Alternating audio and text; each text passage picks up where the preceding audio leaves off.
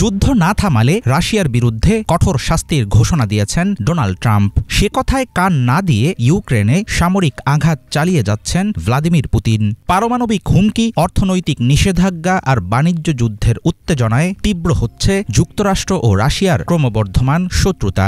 এমন সংকটময় মুহূর্তে পুতিনের সঙ্গে বৈঠকে বসলেন ট্রাম্পের বিশেষ দূত স্টিভ উইটকফ।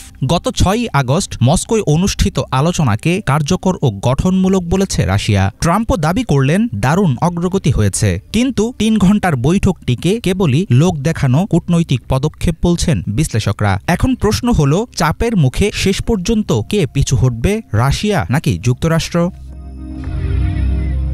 রাশিয়া ইউক্রেন যুদ্ধ বন্ধ ও শান্তি চুক্তি ছিল ট্রাম্পের বিশেষ দূত উইটকফের এবারের সফরের অন্যতম লক্ষ্য। তবে এসব নিয়ে মস্কো ও ওয়াশিংটনের চূড়ান্ত কোনো চুক্তির কথা জানা যায়নি। ট্রাম্পের দেয়া ডেডলাইনের মধ্যে ইউক্রেনে আক্রমণ না থামালে রাশিয়ার উপর নতুন করে কঠোর নিষেধাজ্ঞা জারি করবে যুক্তরাষ্ট্র।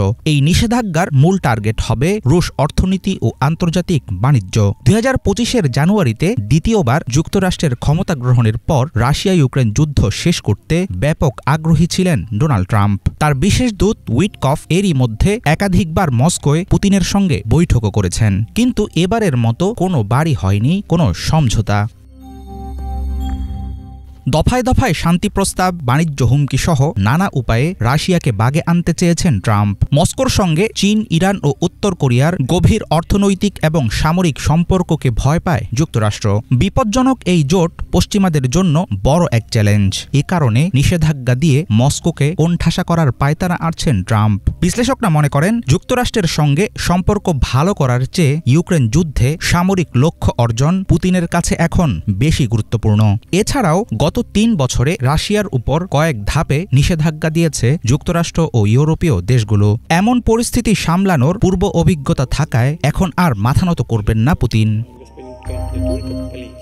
রাশিয়ার উপর নতুন মার্কিন নিষেধাজ্ঞা ঠেকাতে ট্রাম্পের বিশেষ দূত উইটকফের কাছে পুতিন কোনো প্রস্তাব দিয়েছেন কিনা সেটা পরিষ্কার না। মস্কোতে অনুষ্ঠিত সাম্প্রতিক বৈঠকে সুনির্দিষ্ট চুক্তি কিংবা সমঝোতার লক্ষণ দেখা যায়নি। যুক্তরাষ্ট্র ও রাশিয়ার মধ্যে কেবল কৌশলগত আলোচনা, বাস্তবে কোনো কাজে আসবে না। বিশ্লেষকদের ধারণা, ইউক্রেনের লুহানস্ক, দোনেস্ক, জাপোরিজ্জিয়া ও খেরসন এই 4 প্রদেশ দখল নিয়েই ছাড়বেন পুতিন। পাশাপাশি ওয়াশিংটন যতই হুমকি দিক, ইউক্রেন যদি পুতিনের দেয়া সব শর্ত না মানে তাহলে কোনোভাবেই যুদ্ধ থামাবে না রাশিয়া।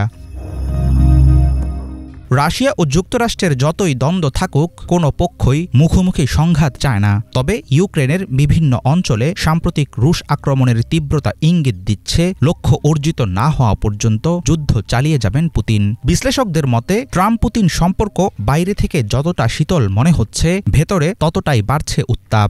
এমন পরিস্থিতিতে মস্কো বৈঠকের পর পুতিন ট্রাম্প সরাসরি সংলাপের সম্ভাবনা আসার বার্তা দিচ্ছে। কিন্তু শেষ পর্যন্ত চুক্তি না হলে পিছু হটতে পারে রাশিয়ার অনেক ব্যবসায়িক মিত্র। তখন জ্বালানি বাণিজ্যে বড় রকমের ধসের কারণে ভয়ঙ্কর চাপে পড়বে রুশ অর্থনীতি। হাফিজুল ইসলাম, বাংলা ভিশন।